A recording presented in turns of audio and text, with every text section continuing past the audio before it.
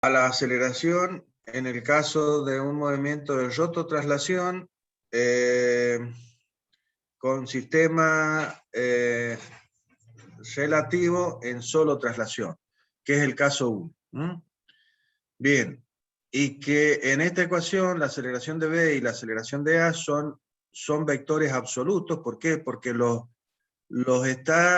están referidos al sistema absoluto. O sea, son aceleraciones que son vistas por un observador que se encuentra en el origen del sistema absoluto XY. La aceleración de B respecto de A, que es la aceleración relativa, es, por supuesto, la aceleración relativa del punto B respecto del punto A. Por lo tanto, está vista por un observador que está ubicado en el origen del sistema relativo, que sería el punto 1, que coincide con el punto A, básicamente. Entonces, está referida al sistema relativo X1 y 1. Y como es una aceleración de rotación, como ya lo hemos visto, va a tener dos componentes, la componente normal y la componente tangencial. Entonces, si el cuerpo es rígido, entonces un movimiento de rototraslación, en ese movimiento de rototraslación, la parte de rotación que está vista desde mi sistema auxiliar, va a ser una trayectoria que va a seguir el punto B, rotando, moviéndose, no digo rotando, no digan rotando, un punto nunca rota, sino que se desplaza sobre una trayectoria circular respecto que tiene centro en el punto A. Bien, entonces el punto B se mueve, como dice el apunte, como articulado al punto A.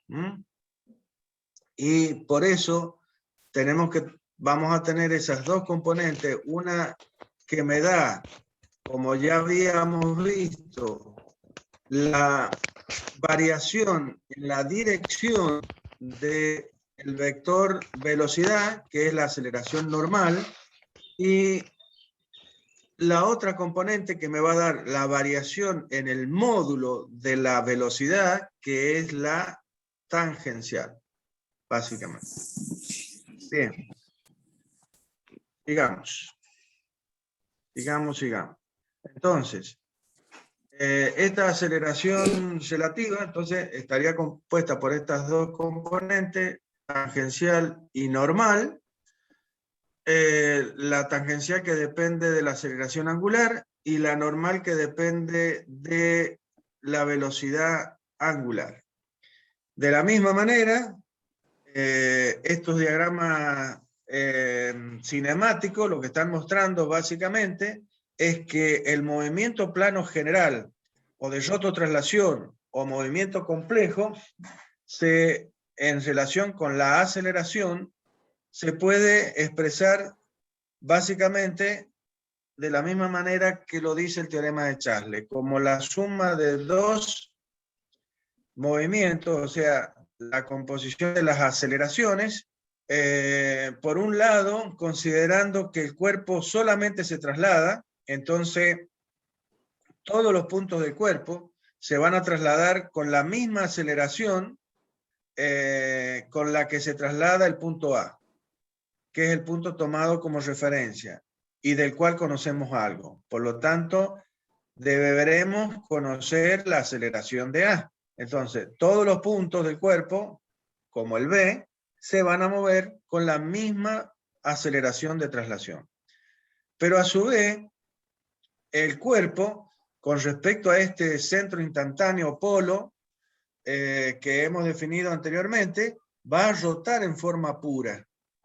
Y esa rotación, que va a estar definida por una velocidad angular y también por una aceleración angular de un punto de ese cuerpo, dando como resultado que un punto B que se encuentra a una determinada distancia del punto A, indicada por el vector posición RB de A, va a seguir una trayectoria circular con respecto a este punto A, donde la aceleración tangencial va a ser tangente a esa trayectoria y va a estar, la dirección va a ser tangente y el sentido va a depender de la aceleración angular alfa.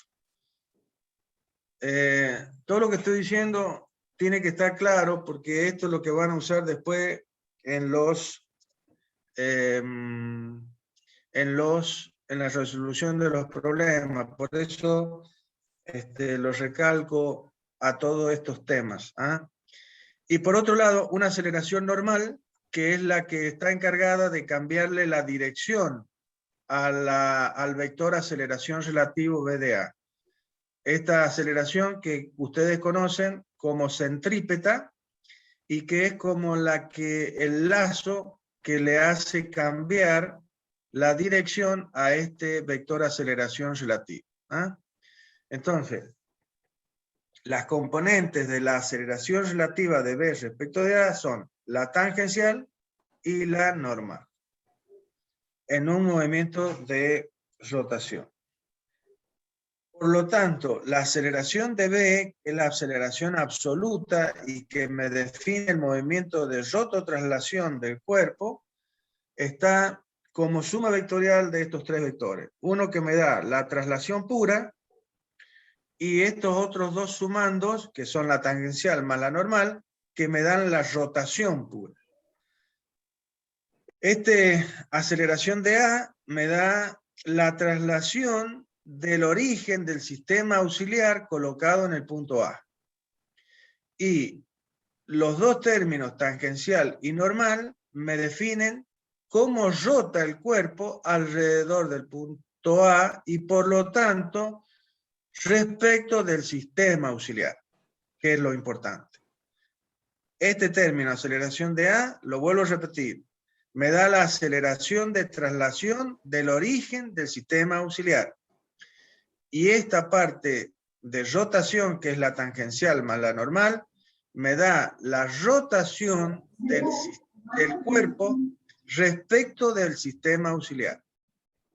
Todos los tres términos me dan cómo se mueve el cuerpo respecto de mi sistema absoluto XY. Acá, a la izquierda, tenemos la suma vectorial de estos vectores que conforman a esta ecuación, que es lo que nosotros vamos a hacer en los ejercicios. Entonces, vamos a trazar un vector que va a definir a la aceleración de A con un determinado módulo, con una determinada dirección, con un determinado sentido, a partir de un punto de aplicación, que son los 4 atributos de un vector. A partir de ese vector, por eso de este vector deberemos conocer todo, porque si no, no podemos empezar a resolver el problema. A partir de ahí trazaremos la aceleración tangencial o la normal, cualquiera de las dos. No, el orden en que se tracen estos vectores no altera el resultado. Por lo tanto, podríamos haber trazado la tangencial como está acá, o la normal primero, y después la tangencial. Y debemos llegar al mismo punto. Entonces, la suma de la aceleración de traslación más la de tangencial y la normal de rotación me tiene que dar el vector total, que es la aceleración de B, que empieza donde empezaba la aceleración de A y termina donde termina la suma vectorial de los tres vectores. Bien, entonces, según todo esto y según ese diagrama vectorial, básicamente el cuerpo en un movimiento de rototraslación se va a mover con una determinada velocidad y una aceleración A y va a rotar respecto de un punto que hemos elegido como referencia, que es el punto A, con una velocidad angular omega y con una aceleración angular alfa. Bien, esto tiene que ver con el primer caso. El primer caso. Ahora vamos a entrar al segundo caso y último, gracias a Dios. En cuanto a lo que significa determinar ecuaciones. Este segundo caso también trata del movimiento complejo o movimiento de rototraslación o movimiento plano general. Hago una pequeña salvedad. Para que lo tengan en cuenta y escúchenme, por favor. Una pregunta posible en el parcial es ¿qué diferencia hay entre el concepto de movimiento plano general y el movimiento plano? Son dos cosas diferentes. Acuérdense, una cosa es el movimiento plano general y otra cosa es el movimiento plano. El movimiento plano general tiene que ver con el hecho de que esto define el movimiento complejo de un cuerpo rígido o movimiento de rototraslación. El movimiento plano, si ustedes se acuerdan, es la definición de movimiento plano es cuando todas las partículas de un cuerpo se mueven de tal manera que mantienen su distancia respecto de un plano tomado como referencia. Si las partículas se salen de ese plano, quiere decir que el movimiento no es plano, va a ser espacial. Así que tengan claro estos conceptos que son básicos. Bien, dicho esto y aclarado, sigamos con el tema. Entonces, en el caso 1, ¿qué es lo que hemos visto? Que un cuerpo rígido se mueve de una manera compleja, o sea, con un movimiento de rototraslación, y que ese movimiento está definido por la definición de dos puntos, cualesquiera de ese cuerpo, que me definen, como ya sabemos, un segmento. Pero, como hemos visto, la interdistancia entre esos puntos, a medida que el cuerpo cambia de posición en el plano, se mantiene constante, cualquiera sea la posición del cuerpo. Por lo tanto, hemos visto que el punto B puede moverse de la manera que está definida por dos posibles movimientos: la traslación más la rotación. O sea, la traslación de los puntos más la rotación de los puntos. Y ya con eso queda definido el movimiento del cuerpo. Y por eso es importante que el sistema de auxiliar, local, relativo, que hemos elegido, le hayamos dado la propiedad de trasladarse únicamente. En el caso 1, cuando los dos puntos que definen el movimiento del cuerpo mantienen su interdistancia a medida que se mueven el cuerpo. ¿Estamos de acuerdo? ¿Y por qué es esto? ¿Por qué es esto? Porque para que nosotros podamos definir, para que nosotros podamos mostrar el cuerpo, volvemos al ejemplo, al principio, rápidamente, al dibujo del principio, para que nosotros podamos mostrar, dijimos, que este cuerpo está rotando, este vector posición, RB de A, relativo, ¿sí?, que me define la rotación del cuerpo, ¿sí?, lo tiene que hacer respecto de un sistema auxiliar que se mantenga paralelo a sí mismo en todas las posiciones, porque si no, el observador que está puesto en el punto A, ¿sí?, si este sistema auxiliar rotara con el cuerpo, vería que el punto B siempre está en el mismo lugar. ¿Sí? Esto es importante que lo vean, es importante. Si no, no se dan cuenta la diferencia entre los dos casos.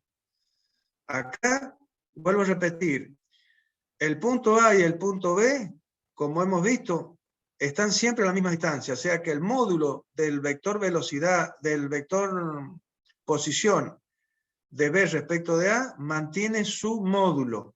Lo que ha variado es su posición angular. ¿Y cómo vemos que varió su posición angular? Gracias a que mi sistema auxiliar X1 y 1 se mantiene en la misma posición. ¿Cuál es esa posición? Paralelo al sistema XY, por ejemplo, en este caso, para cualquier posición que adopte el cuerpo. Bien. Entonces, ¿qué va a pasar en este nuevo caso que vamos a ver? Y esto que estamos diciendo, lo que acabo de decir, vale para un cuerpo moviéndose en el plano o para varios cuerpos rígidos que están articulados entre sí y que se mueven en el plano.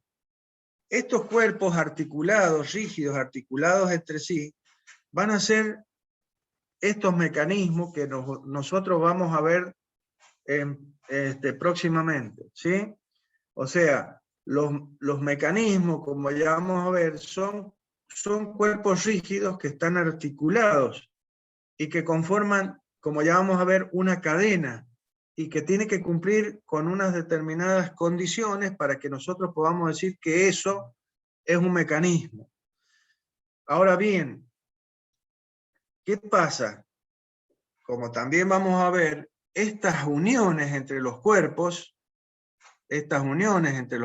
porque si decimos que están articulados, estamos diciendo que están unidos entre sí. Pero no rígidamente, sino que hay la posibilidad de que estos cuerpos se muevan relativamente uno respecto del otro. Y ahí está la cuestión básica. El hecho de que estos cuerpos, esas uniones, articulaciones, como vamos a ver, también llamadas juntas o también llamadas pares cinemáticos, también tienen propiedades. Se clasifican de acuerdo a determinadas posibilidades que permiten estas articulaciones. Por eso, como ya vamos a ver, vamos a ver que hay juntas que se llaman completas y juntas que se llaman semijuntas. ¿Por qué se llaman completas? Porque habíamos visto que un cuerpo que está suelto en el plano tenía 3 grados de libertad. Eso lo vamos a volver a ver, yo se los había adelantado. Ahora, cuando un cuerpo se une con otro, va perdiendo grados de libertad. Entonces, si una junta es completa, es porque restringe 2 grados de libertad y permite uno solo. Si es una semijunta, es porque permite 2 movimientos y restringe uno solo. Entonces, eso hace la diferencia entre las diferentes uniones entre los cuerpos. No es lo mismo que haya una junta completa que haya una semijunta. En el caso de que haya una semijunta, además de que esos cuerpos pueden moverse rotando uno respecto al otro, también podría haber la posibilidad de que se deslice uno respecto del otro. Y ahí surge la situación de caso 2, en el hecho de que los cuerpos que están relacionándose entre sí puedan desplazarse uno con respecto al otro, básicamente. Esto hace que los puntos que me van a definir el movimiento, ese punto A y ese punto B, no pertenezcan al mismo cuerpo. Y en ese caso, que no pertenezcan al mismo cuerpo, la distancia que existe entre esos dos puntos, a medida que el cuerpo se va moviendo en ese movimiento complejo, va a cambiar. Entonces, ¿qué va a hacer esto? Y nos va a introducir una nueva variable, porque en el caso anterior, el punto B se podía mover trasladándose como se traslada A, más como el punto B se mueve respecto del punto A. Y se terminaban los problemas, se terminaban los movimientos, básicamente.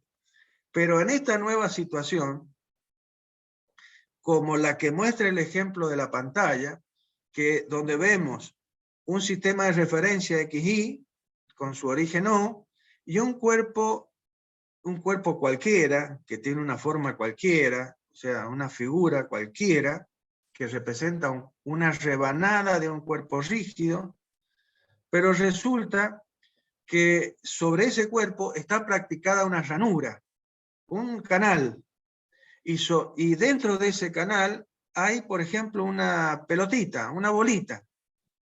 Por lo tanto, ¿qué pasa acá? Que el cuerpo, esa bolita, si bien está sobre el cuerpo, no es parte del cuerpo, está sobre el cuerpo, pero no es parte del cuerpo. Entonces puede desplazarse libremente dentro del cuerpo. Y ahora vamos a definir el movimiento de ese cuerpo considerando dos puntos. Uno que está perteneciendo al cuerpo rígido, base, que es el punto A, y otro punto que está sobre la bolita, que es el punto B. Entonces, ¿qué va a pasar con el punto B? Y que ese punto B, por estar sobre el cuerpo, se va a poder trasladar como lo hace el punto A respecto de mi sistema XY, de referencia XY. Además, va a poder desplazarse según una trayectoria circular respecto con centro en A, porque está sobre el cuerpo y el cuerpo está rotando respecto del punto A. Son los dos movimientos que habíamos visto anteriormente. Pero ahora, como los dos puntos no pertenecen al mismo cuerpo, el punto B se puede mover libremente respecto al punto A. Por lo tanto, la distancia entre A y B va a variar a medida que el cuerpo va cambiando su posición respecto del sistema de referencia XY. Entonces, ¿qué está apareciendo? Y un tercer movimiento. Aparece un tercer movimiento en esta situación. Esa es la diferencia. Entonces, si lo vemos plasmado en el diagrama que estamos viendo ahí, donde tenemos el sistema de referencia XY absoluto, con origen O,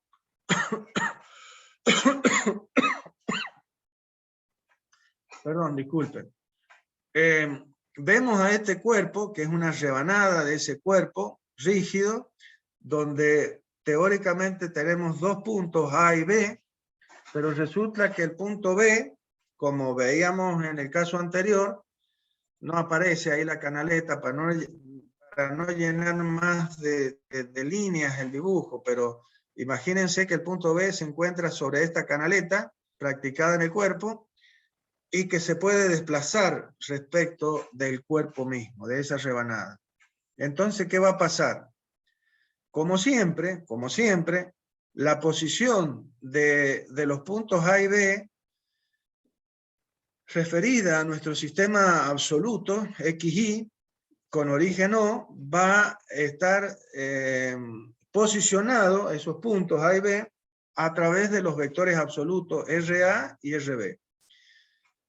A su vez, en el punto A que vamos a tomar como referencia, vamos a colocar un sistema auxiliar, local, relativo, móvil, que son los diferentes nombres que le damos a este sistema puesto en A, es decir, el origen de este sistema X1 y 1 relativo lo hacemos coincidir con el punto A.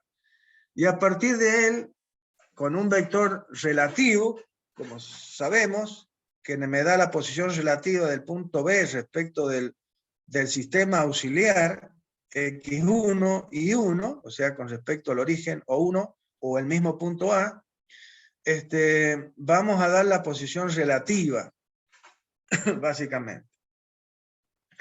Ahora, ese cuerpo que se está moviendo con una determinada velocidad, acuérdense que nosotros hemos puesto el sistema auxiliar en el punto A porque este punto es un punto del cual conocemos algo. porque si no, no podríamos resolver el problema. ¿Ah? Entonces es un punto de referencia del cual conocemos algo. Entonces, seguramente vamos a conocer la velocidad de A y la aceleración de A. Lo más probable es que la velocidad angular y la aceleración angular, que es los parámetros con los cuales este cuerpo está rotando con respecto a un eje que pasa por el punto A y es perpendicular a este plano XY, estos dos vectores, omega y alfa, sean valores que voy a tener que determinar. Bien, esto está definido para una primera posición. En una segunda posición, cualquiera en el plano, bien, vamos a seguir dando la posición absoluta a través de unos vectores absolutos, RA y RB, que por supuesto han cambiado en módulo y en dirección. Ahora, perdón, ¿qué pasó con el cuerpo? Y el cuerpo rotó. Porque está en movimiento de rototraslación. Por eso el vector RBA ha cambiado su orientación angular. Pero como la distancia entre A y B no se mantiene constante, porque el punto B y el punto A no pertenecen al mismo cuerpo, vuelvo a repetir, el punto B es la bolita que se mueve dentro de la ranura, por lo tanto se puede mover en cualquier dirección. Entonces, en este caso, se ha movido hacia afuera, quiere decir, por eso el vector RBDA de posición, en la segunda posición es más largo que en la primera posición. Entonces, el vector posición relativo de B respecto de A, fíjense, ha cambiado en módulo y ha cambiado en dirección. Y también estamos viendo que el sistema auxiliar ha cambiado su posición relativa. Su posición en relación con la primera posición del cuerpo AB y por supuesto con respecto a mi sistema absoluto XY. ¿Y por qué lo hemos hecho rotar? ¿Cuál es la razón por qué lo hemos hecho rotar? Y aquí viene la cuestión. Fíjense, si nosotros hacemos que cuando este cuerpo cambia de posición, que se está trasladando y que está rotando, pero que a su vez dentro de este cuerpo está sucediendo la situación de que el punto A y B están cambiando su distancia. En el caso 1, perdón, disculpen chicos. Cuando el cuerpo iba de la posición 1 a la posición 2, el sistema auxiliar mantenía su posición paralela a sí mismo. Si nosotros mantenemos esa situación, ¿qué va a pasar? Como en el caso anterior, tendríamos la traslación definida por el vector RA. Por el vector RA que va a dar cómo cambia de posición el origen de mi sistema auxiliar, de la posición 1 a la posición 2. Ahora, eso lo veo desde el origen O del observador colocado en el origen O del sistema absoluto. Ahora, el observador que está puesto en el origen del sistema relativo, o 1, o sea, en el punto A, si el sistema auxiliar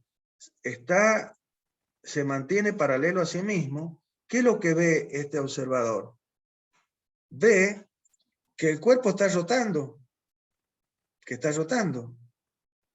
pero también él observa, o sea, lo que él observa es algo complejo, algo que ve que este punto cambia su posición, pero ese cambio de posición de B estaría definida ¿por qué cosa? Por la rotación del cuerpo pero también porque el punto se mueve respecto del cuerpo del sistema X1 y 1. Es decir, el observador puesto no 1 está viendo un movimiento complejo, está viendo el movimiento de un punto B que es la conjunción de dos movimientos, la rotación del cuerpo más el desplazamiento alejándose, en este caso, el punto B respecto del punto A. ¿Ve? Un movimiento complejo, un movimiento de rototraslación. ¿Sí? Y el método del movimiento relativo, o teorema de Chasles, define el hecho de que yo estoy descomponiendo los movimientos. Es decir, yo al movimiento complejo, que es el movimiento de rototraslación, lo analizo como suma de dos movimientos simples, traslación pura más rotación pura. Sumo los movimientos y obtengo el movimiento total. Entonces, esto no puede ser. ¿Cómo puedo hacer para que el observador colocado en el origen del sistema relativo X1 y 1, o sea, en O1, vea un solo de esos movimientos? Uno de los dos, no los dos, sino uno solo. ¿Cómo hago para que eso suceda? Y bueno, aquí viene la cuestión y el concepto. El hecho de que el sistema auxiliar X1 y 1 va a asumir, ustedes digan como ustedes quieran, asumir quiere decir que él hace suyo el movimiento de rotación del cuerpo. Le vamos a entregar el movimiento de rotación del cuerpo al sistema auxiliar. Es decir, el sistema auxiliar toma el movimiento de rotación del cuerpo. Y ahora es el sistema auxiliar el que está rotando y arrastra, acuérdense de esta palabra porque la vamos a usar mucho, y arrastra al cuerpo en esa rotación. Es decir, el cuerpo rota de alguna manera por el hecho de que el sistema auxiliar que está adherido a ese cuerpo está rotando. Entonces, ¿qué va a pasar en este caso? Que el sistema auxiliar está rotando con el cuerpo y la persona que está colocada en el origen oso 1 del sistema auxiliar, ¿qué va a ver ahora? Y va a haber un solo movimiento. ¿Cuál es? El movimiento en el cual el punto B se va alejando, en este caso, o acercando al origen oso 1, o sea, lo que nosotros definimos como movimiento de deslizamiento. El hecho de que el vector RBA cambia su módulo, porque cambia la posición del punto B respecto al punto A. Entonces, ¿qué va a pasar? Y que desde mi sistema auxiliar X1 y 1 puesto en A, ahora veo un solo movimiento. ¿Cuál es? El deslizamiento. El hecho que el punto B se mueve respecto de mi sistema auxiliar X1 y 1. Y desde mi sistema absoluto, ¿qué es lo que veo? De mi sistema XY absoluto, un observador puesto en O. Ve todo, pero básicamente, ¿qué es lo que se le ha sumado al movimiento de traslación que veíamos antes en mi sistema auxiliar? Antes veíamos solamente del sistema absoluto que el punto A, que es el origen de mi sistema auxiliar, solo se trasladaba. Ahora veo, ¿qué otra cosa? Y la rotación de mi sistema auxiliar. Entonces voy a ver desde mi sistema un observador puesto en O, en el origen, B. La traslación pura del sistema auxiliar más la rotación del sistema auxiliar. Y desde mi sistema auxiliar lo que veo es el deslizamiento que existe dentro del sistema auxiliar, que van a ser las tres componentes que vamos a ver, que vamos a encontrar de velocidad. ¿Ah? ya vamos a ver que en aceleración van a aparecer otras componentes. Pero ahora, con velocidad van a aparecer 3 componentes. No 2 componentes como en el caso 1. ¿Por qué? Porque se me ha agregado un movimiento. Este movimiento de desplazamiento dentro de mi sistema auxiliar entre los puntos A y B. He tratado de ser lo más didáctico y lo más claro posible. Si hay alguien que no lo ha entendido bien, por favor, nos consulta a través del Classroom o del chat. Pero básicamente la diferencia entre el caso 1 y el caso 2 es el hecho de que la definición del movimiento de rototraslación del cuerpo en el caso 1 se define por 2 puntos que pertenecen al cuerpo. Por lo tanto, los 2 puntos mantienen su interdistancia. Entonces, el movimiento de ese cuerpo está definido por dos vectores, básicamente, por 2 movimientos.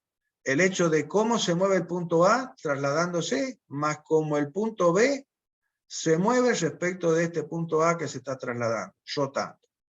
El punto B desplazándose a través de una trayectoria debido a la rotación del cuerpo. ¿Sí?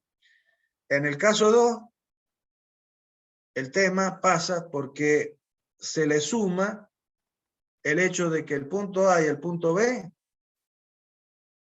no pertenecen al cuerpo. Entonces, además de trasladarse y rotar con el cuerpo, además va a haber una variación dentro del cuerpo debido al hecho de que el punto A y el punto B no mantienen su interdistancia a medida que el cuerpo va moviéndose en el plano. Esta variación aparece a través de un tercer término en la ecuación de velocidad, y en aceleración vamos a ver, como dije, otras diferencias. Bien, vamos a las ecuaciones correspondientes de esto. Como en el caso anterior, acá lo que importa es lo que sucede dentro de mi sistema auxiliar. Desde mi sistema absoluto, yo voy a ver cómo se traslada y en este caso cómo rota.